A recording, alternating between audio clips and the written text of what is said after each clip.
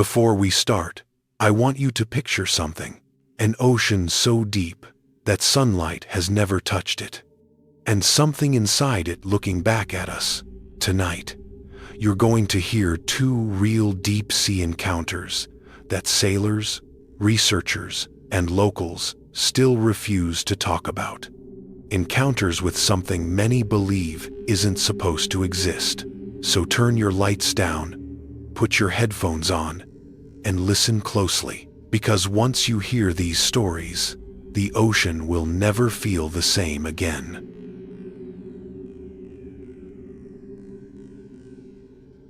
I never believed in monsters.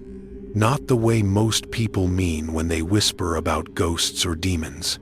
My life was anchored in hard facts, marine biology, sonar readings, hydrodynamics, things you can measure, see, quantify. That conviction lasted until the night I saw those eyes. Deep, unblinking, watching me from the black water beyond any known depth. I moved to Gloucester when my old mentor, Dr. Evelyn Harrow, sent me a terse email. "You need to see this. Nothing matches it, not anything in the records." Harrow was a legend in deep-sea research circles, and if she was rattled, that was enough to make me drop everything. Within a week, I was driving up Route 128 from Boston. The autumn wind slicing across the road, leaves flitting like embers. Gloucester itself felt like history made tangible, weathered clapboard houses leaning against the wind. Fishing boats creaking in the harbor, gulls shrieking above a bay that had seen centuries of storms and shipwrecks. The town had an odd legend. Sightings of a sea serpent off its coast dating back to the 1922. In 1927, fishermen reported a massive creature in the outer harbor, a dark, sinuous form that moved against the tides with unnatural intelligence. Newspapers at the time called it a hoax or mass hysteria, but local lore never let the story die. Gloucester embraced its sea serpent like a ghost story told in the fog. I met Harrow at the Gloucester Marine Research Institute, a squat laboratory perched on the edge of the pier. Her eyes were scarred with sleepless nights, and her latest data sprawled across monitors like erratic heartbeat tracings. "We found something," she said without preamble, "down at the continental shelf near Stellwagen Bank. Sonar returns that shouldn't be possible." Stellwagen Bank was steep ocean floor, dropping into darkness and crushing pressure. No sunlight, no life we understood, except for what she was showing me. The screen pulsed with an irregular pattern. "This isn't a glitch," Harrow said. "It's repeating, and the signatures indicate a biological form, something big." "How big?" I asked. "Too big," she said, rubbing her temples. "At least 70 meters, maybe more." I laughed uneasy, incredulous. 70 meters. That would dwarf any known cephalopod. Bigger than a blue whale. It was the kind of figure that should have sent me back to Boston. Instead, I agreed to join her expedition. We set out at dawn aboard the R.V. Persephone, a research vessel rigged with the latest submersible tech. I hadn't been to sea in years. The salt air hit me like a memory sharp, salty, unnervingly sweet. Gloucester fishermen watched us go, their faces unreadable, like they knew something they weren't telling. Our first run was calm, almost eerily so. Harrow and I descended in the submersible Aegis, steel hull rattling as we sank into the gray-green depths. The ocean darkened the deeper we went, the blue fading to charcoal, then pure black. We were approaching the coordinates where her team recorded the anomaly. Hours in, with only the droning hum of the sub and the crackle of sonar pings, I began to feel it like the deep had its own gravity. tugging at my nerves.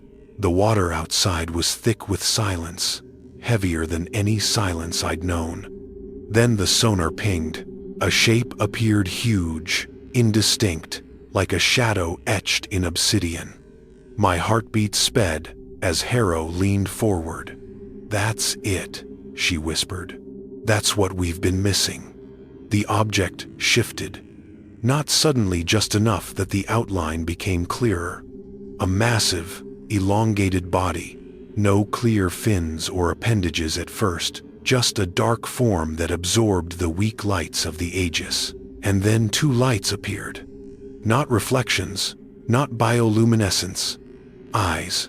They were vast spherical orbs set wide apart, and they stared at us. That moment, I realized my breath had stopped. The water seemed to crush inward, tightening around my ribs.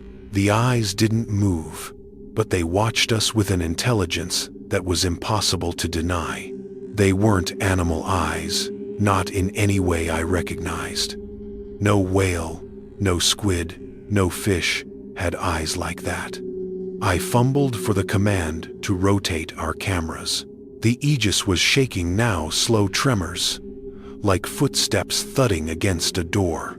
Harrow was muttering something, but I couldn't hear her over the sudden pounding in my ears. The thing moved, not with a flurry, just a subtle shift, like waking from a long sleep. The water rippled outward, and the sonar readings spiked. "No," Harrow said. "It's responding to the pings. Stop the sonar." I slapped the control. The pings ceased. For a moment, there was nothing but darkness.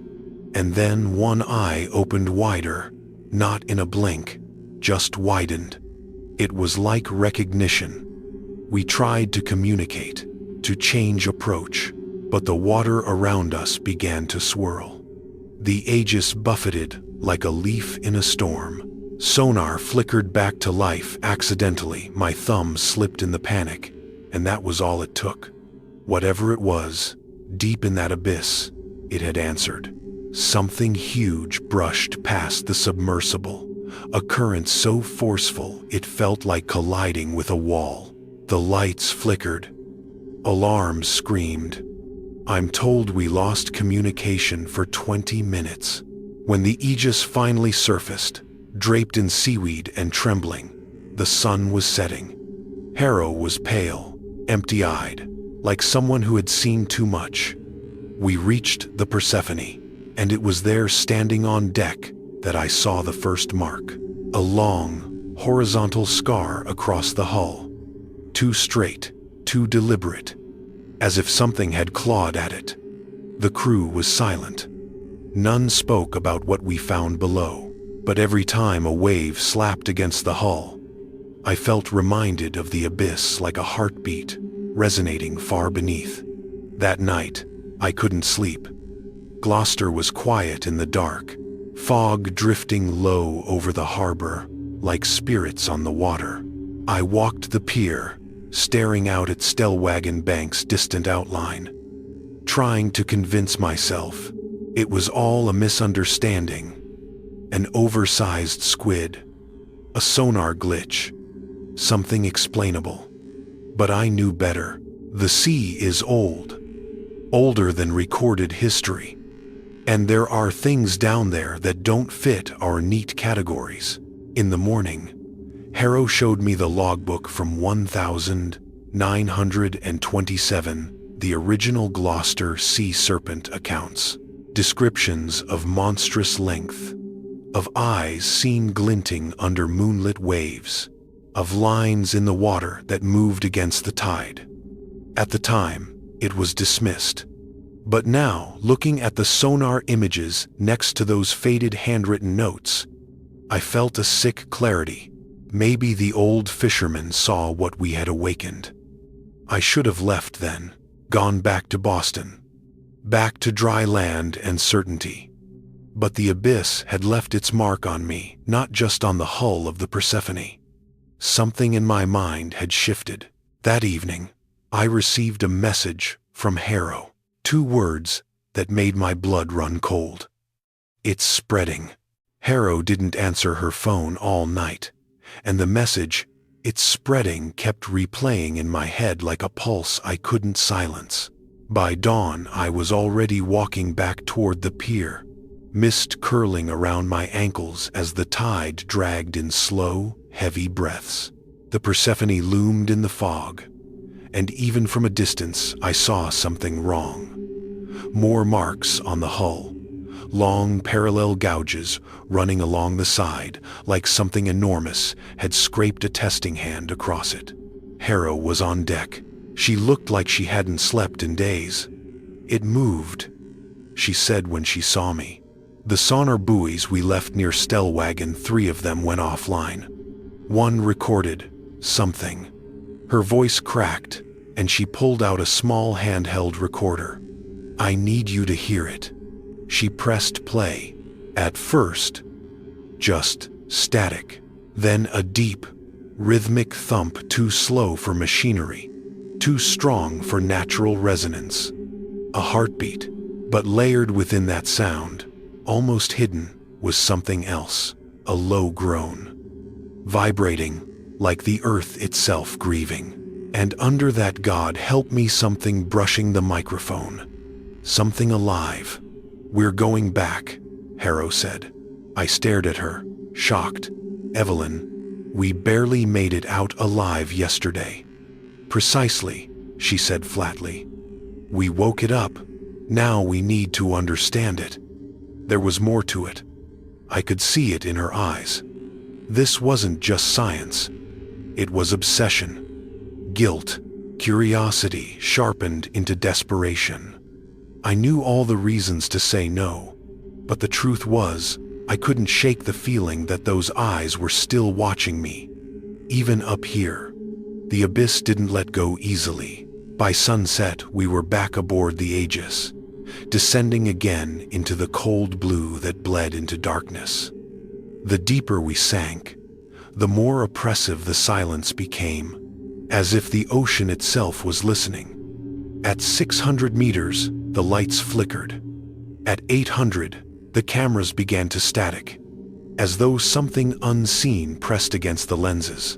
At 1,000, the temperature outside dropped in an unnatural way, like we had crossed a threshold. Harrow kept her focus on the sonar feed, her breath shallow. "It should be here." But the screen remained blank. Nothing but the ocean's void. Then, just like yesterday, 2 lights bloomed in the darkness ahead. Eyes. But this time, they weren't staring from a distance. They were much, much closer. My throat tightened. Harrow whispered, "It's studying us." The eyes shifted, tilting, as if examining our shape, our lights, our presence. The darkness around them seemed to ripple like a curtain of water draped over something massive. A body too large to see fully, too ancient to comprehend. Suddenly, the sub shook violently. A shockwave of pressure slammed against us, followed by an underwater roar so deep it bypassed hearing and went straight to bone. The Aegis alarms shrieked. The controls spasmed. Harrow shouted, "Shut everything down. It's reacting to the power." I killed the lights, the sonar, the engines. Instantly, the sub fell into total darkness. The only illumination was the faint glow of the creature's eyes outside 2 immense orbs hovering in the void. So big, they filled the entire viewport. We were suspended in a black, silent world, face to face with something older than human myth. Then something happened that froze my blood more than anything else that night. The creature moved one of its eyes closer, so close I could see the texture of it. A shifting, oil-like membrane that reflected no light, only depth. It wasn't just looking, it was mirroring, as if it were trying to understand what we were. The Aegis drifted helplessly. I could feel the creature's presence compressing the water around us, like gravity from a living planet. Harrow whispered, more to herself than to me. What have we awakened? A faint tapping vibrated along the sub's hull. Slow, deliberate, intelligent. Tap, tap, tap. A pattern, a signal. It's communicating, Harrow said, tears forming in her eyes. But another sound followed, static cutting through the comm system. Then a voice, a human voice, a man's voice screaming for help. Mayday, mayday, vessel down. Can't see the surface. Something's moving below us. The recording cut to a wet, guttural sound, like steel bending. Then silence. My skin went cold. Harrow pulled up the audio metadata. The distress call was from 1956, a fishing vessel lost off Gloucester's coast. The recording shouldn't exist. The technology didn't even exist then. It's not a recording, I whispered. It's replaying what it heard.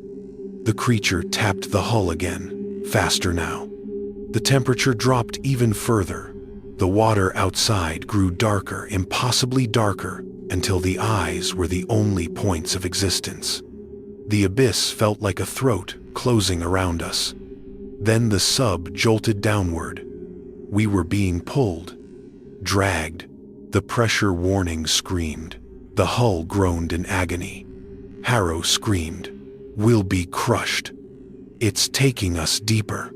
I slammed the emergency ascent ballast. The Aegis shot upward as explosive gas canisters fired, forcing us to rise. The creature reacted instantly. A massive, unseen appendage. Maybe a tentacle, maybe something else entirely, slammed against the sub with enough force to knock out half the systems. I felt something in my shoulder pop as I hit the console. Harrow was thrown sideways, blood streaking down her forehead. The sub spun. The eyes vanished.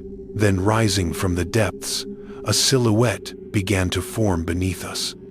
A shape so massive it distorted the water itself, like a continent lifting from the sea floor. Elaborate ridges, scales the size of car doors, and along its spine, lines of faintly glowing patterns. Patterns like eyes, not two, dozens, maybe hundreds, watching. Ancient and indifferent. A low-frequency roar vibrated through the water, through the steel, through my bones. It wasn't anger. It was a warning. A claim. This was its world, and we had trespassed. The ascent system strained. The creature followed us upward, rising just enough that its top ridge neared the lights of the Aegis. I saw something then etched into its hide, deep scars shaped like harpoons, maybe a century old. Gloucester's missing ships.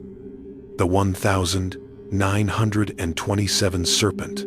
The legends. They hadn't seen a monster. They'd seen a glimpse.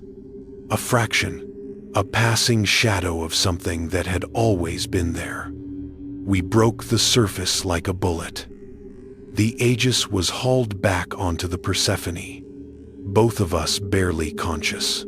The moment my feet hit the deck, I vomited from shock and pressure. Harrow collapsed next to me.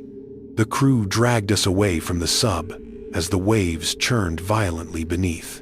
I looked out at the ocean, dark, endless, pulsing with the memory of those eyes. And in that moment, I understood Harrow's message. Its spreading wasn't about sonar anomalies or damaged buoys. It was about curiosity, awareness.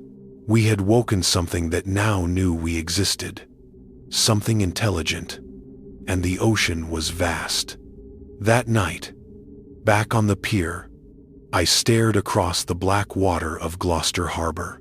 The tide rose unnaturally fast, slapping against the rocks with rhythmic force like a heartbeat echoing through the waves.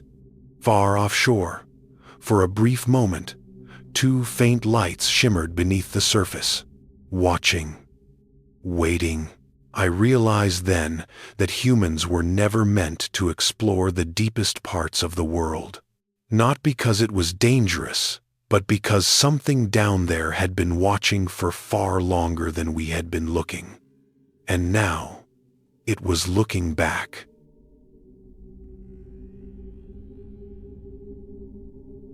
I first realized something was wrong with the recording the moment I pressed play. A downward sweep of bass so deep it rattled the windows of my small apartment in Portland, vibrating through my ribs like invisible fingers trying to pry them open. The tape was old, the kind that smelled like mildew and forgotten memories.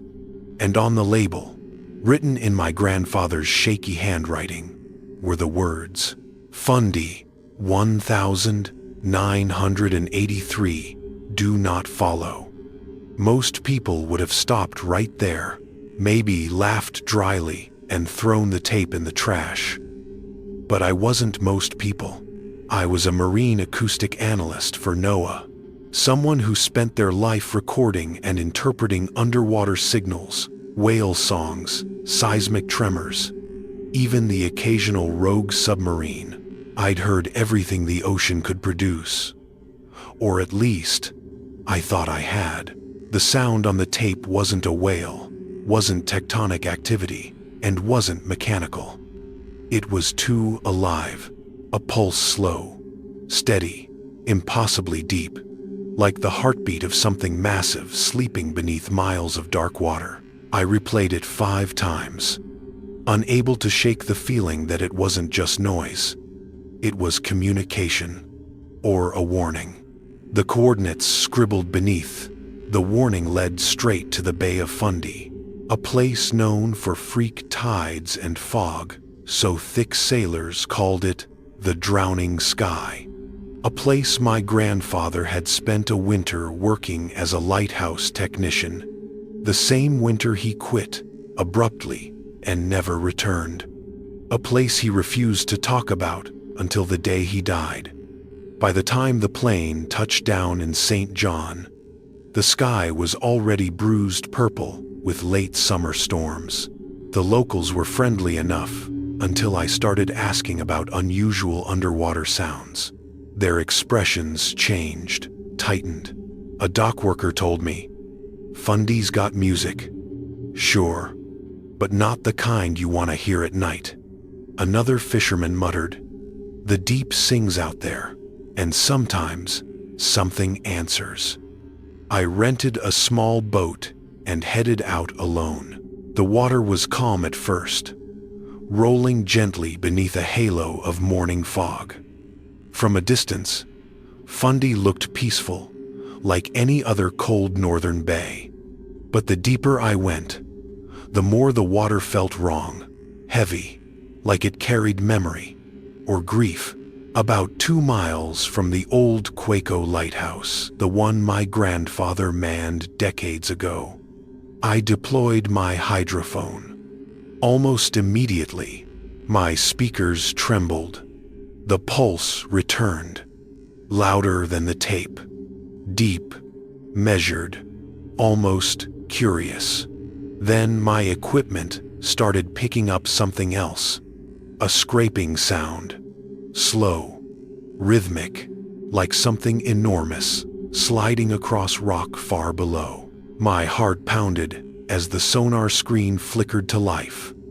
A shape appeared, a ridge, then a curve, then another. Something enormous lay beneath my boat, hundreds of feet across, motionless, except for a subtle, shuddering rise and fall. Breathing. I nearly killed the engine when the pulse suddenly quickened, sinking to my heart rate as if the ocean itself was matching my fear beat for beat. Then, the fog thickened around me, choking the horizon. The lighthouse disappeared behind a curtain of gray. The temperature dropped so fast my breath crystallized. And then I saw it. Not fully. Not yet. But something vast moved beneath the surface, pushing a long ridge up through the water, as smooth as polished obsidian. Then another. At first, I thought they were rocks, but rocks don't curve like ribs. They don't glisten like wet skin. They don't shift. I staggered back as the water around the boat swirled in spirals, pulled by a force I couldn't see. Something colossal turned under the waves, brushing the underside of the boat with enough force to nearly capsize me. I hit record without thinking. The pulse slammed into my chest like a sledgehammer. And then, for the first time, it rose above the water. Only the eyes breached at first. Two massive orbs, each the size of a car door, glowing faint green beneath the surface like bioluminescent planets slowly ascending. The pupils were vertical slits, stretching and narrowing with impossible intelligence. The water bulged as the head surfaced scales, black-blue like storm clouds, rolling under moonlight. Long ridges ran down the snout, each etched with grooves that pulsed faintly in time with the deep heartbeat. The creature was not a whale, not a serpent, not anything I had ever seen catalogued in a lifetime of ocean study. It was something else entirely, something ancient. The air vibrated with its presence, the low pulse now radiating through the fog, through the hull, through me. I couldn't move, couldn't breathe. The creature blinked once, water cascading off its eyelids in sheets. And that's when I realized something horrifying. It recognized me, not as a person, but as a frequency, as the same bloodline that had come here in 1983 with the same recorder. My grandfather. The creature dipped its massive head beneath the waves, and a groaning rumble rose from the deep, so loud I dropped to my knees. My sonar flared uncontrollably, filling the screen with twisting shapes that looked like tendrils or limbs or appendages. And then, through the fog, I saw a silhouette rise, a dorsal ridge the length of my boat. Then another, and another. Leviathan. A creature so impossibly large, it dwarfed everything I'd ever known about the ocean. Something the ancient world might have tried to describe but failed, because human language simply wasn't built for this. At that moment, the foghorn from Quaco Lighthouse blasted across the bay. Long, broken, mournful, and with it, a memory struck me so violently it felt implanted in my skull. My grandfather standing on the lighthouse balcony, staring down at the same pair of glowing eyes. The foghorn malfunctioning, blasting again and again as the deep pulse answered from below, sinking, reacting, awakening. The pulse under my feet grew louder, shaking the boat. The creature sank slowly beneath the waves, vanishing into the black. But the message lingered in my bones, a warning, a summons, or both. I realized then that the ocean wasn't empty. It never had been. And the thing beneath the bay of Fundy Leviathan, or something older, was no longer asleep. I didn't sleep that night. I don't think anyone could. Not after seeing something like that rise from the deep. I stayed in my motel room in Street Martin's with the recorder on the table, the audio still warm from being captured only hours earlier. Every few minutes, the pulse inside the recording fluttered like a dying heartbeat, then steadied again, as if the creature was pacing the ocean floor. At 3:12 a.m., the foghorn from Quaco Lighthouse sounded. Once, long, broken, and then again, and again. The same irregular, malfunctioning rhythm I'd read about in the archived reports from 1935, the year lighthouse keepers documented persistent, unexplainable foghorn activations. Claiming the horn blew even on clear days, its blasts vibrating the entire structure. The official record said corrosion. The unofficial diaries said something else. The horn cries back to the deep, and the deep cries back, My grandfather had been stationed there half a century later. He'd written similar notes. And now, here I was, hearing the same call and knowing what was answering. The next morning, I went back to Fundy. I don't know if it was stupidity or fate, but some part of me felt tethered to the creature, like its pulse had rewired something inside me. Fog rolled over the bay in thick curtains, swallowing the world into a gray void. I took the boat farther than yesterday, past the ridge where the creature surfaced, until my GPS flickered between coordinates, like it couldn't decide where I was. When I cut the engine, the silence felt alive, heavy, expectant. I lowered the hydrophone again. Nothing at first. Just a low hum of open ocean. Then, like a giant exhaling, the pulse rolled across the depth, slow and deliberate, pressing through my bones. The water around the boat began to rise, not splashing, not cresting into waves, but rising smoothly, as if some massive body below me was pushing upward. The fog parted in a perfect circle around my boat. And then, I saw it. Truly saw it. Leviathan. The creature rose from the water with impossible grace, its head emerging first long, angular, armored in dark plates that looked both organic and metallic.